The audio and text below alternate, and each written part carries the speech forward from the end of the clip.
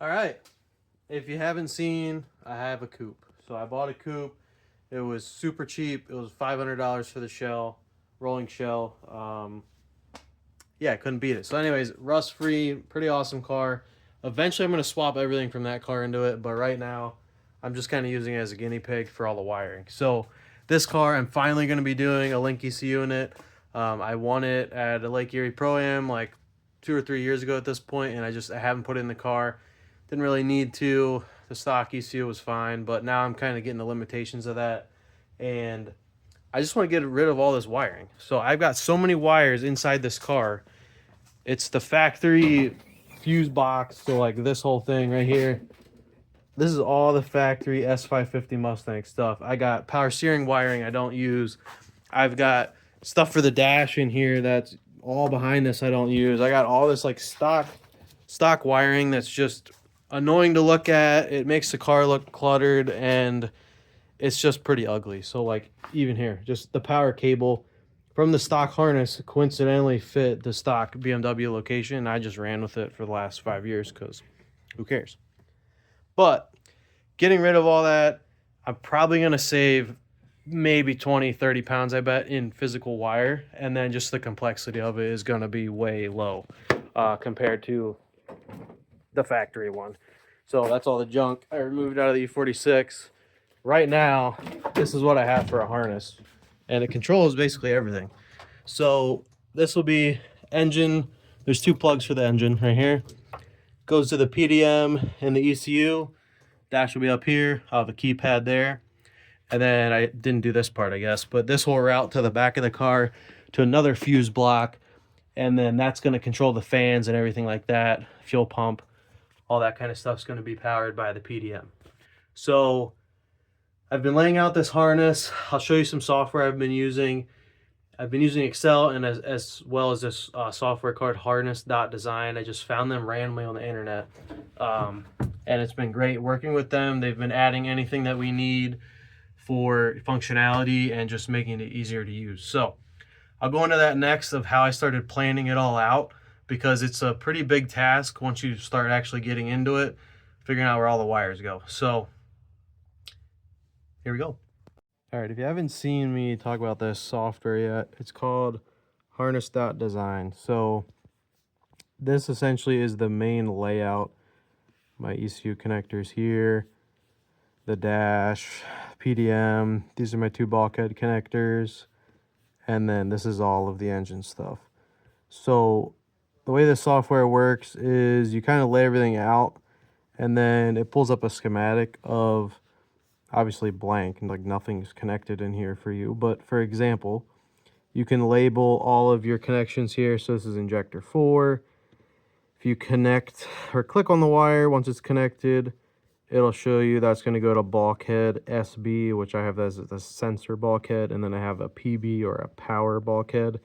Kind of more high amp things on this one, less pins, and then this one has 60 pins on it, so plenty of pinouts. But anyways, it'll show you where it goes to the bulkhead, and then it'll also show you where it ends up physically on the injector. So it's going to be pin 1 for that one, going back to the ECU.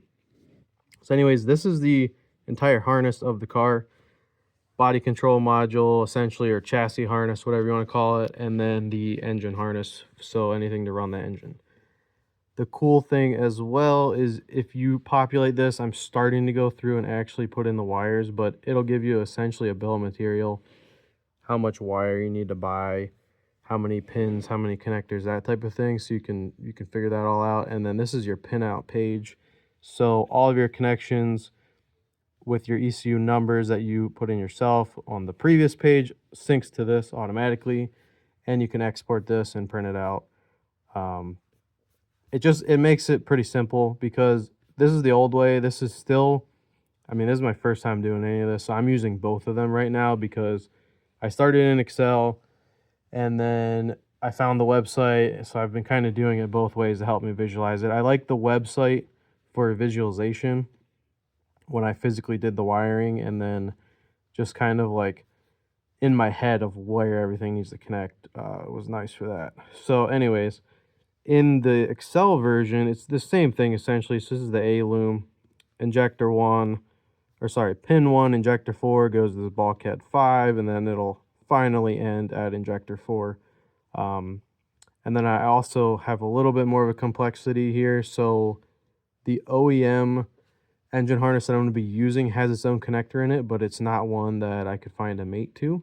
So what I'm doing is I'm essentially going to be cutting all of these wires off from this OEM connector and splicing that into this bulkhead pin. So essentially, Ford connector pin 3 is going to go to my bulkhead pin 5. So anyways, probably more confusing than you really care about, but this is how I have it laid out. A loom, B loom. I have PDM wiring on this page of where everything goes and what it's for, as well as like a diagram and then kind of a state, like when is it on, that type of thing. I also have all of the sensors. I'm missing like 2 or 3 of them at this point, but all the trigger, cam sensors, you know, temp sensors, knock sensors, all that information is on this page. And this also ties into the other Excel sheet pages. So a little overkill probably. I have injectors, ignition, actuators, interfaces. So this is all my bulkhead fittings. I have diagrams here, the amp rating, how many amps each pin can take. The green are the ones that I've actually pinned on the physical harness, and then I have that for everything else, the dash, the keypad, the relay box that's in the back. So this is a Busman box I have. It has 8 channels or 8 circuits, and that's going to be controlling basically all the other stuff that I can't run with the PDM just because I didn't want to buy another one. So fans, headlights, brake lights, that kind of stuff. But again, you don't have to do this now that there's this website, because this page here does the same exact thing. If you click on a headlight, for example, it shows you everything it connects to. So it's all on one screen versus having to do something with this. Is like you got to go to the first page and you got to check it. But anyways, this is just where I've gotten so far. I've started physically wiring it like I just showed you in the car, but once I get done with it, I'm going to do a pinout test to make sure it all works. And all right, so in the car, this is some extra wires that I have not pinned yet, but I just wanted to do a status update. So PDM, ECU are going to be mounted on the plate that normally goes here, so they'll be kind of sticking down like that, or maybe I'll have the connectors facing this way. I haven't really decided that yet. But the important thing is that I got enough wires, so let's just set those there to simulate. And then right here, that hole is where this bulkhead's going to connect into, so this actually will connect. All right, so imagine this bulkhead right there. I'm gonna make a plate and that'll be easy to mount. So this essentially clicks into that like that. So it's disconnectable, removable, whatever you want to call it, on both sides of the firewall, which is cool. So that'll go there. And then the round connector will go right above it, essentially above this stud, kind of like right there probably. So I have enough wire down here that I can route it nicely, keep it away from the floor, because I do have the coolant lines, which are essentially right here in the other car, that I'm still going to have to work around. PDM as well, plenty of wire, have enough loops in here, that way it's movable and it's not super tight to kind of move around. And then all of this wire is essentially going to go up to the dash, over to the pedal, and then it's going to run through the center of the car back here. And I'm going to have it kind of, not a T, but it's going to split over to this side, pick up the intake fuel pump, and then it's going to go up to a bulkhead, probably right here, or maybe somewhere right there, because I got to build a plate, obviously. And then that's what'll go into the relay box, which will be mounted here, which will control the fans and everything back there. So ECU sending the trigger signal, the ground trigger for the relays through that wire going through here. And then the power cable for the battery is just going to be the stock route. So that's going to be easy. Just leave that where it is. Plenty of power, good to go. And then the PDM is going to use this wire right here. It's just spare from the BMW. So that's going to run up. Close that. There you go, gross. That's going to run up along the factory location, just like it would be if the fuse box was normally here. But it's going to route up into the PDM, which will be there.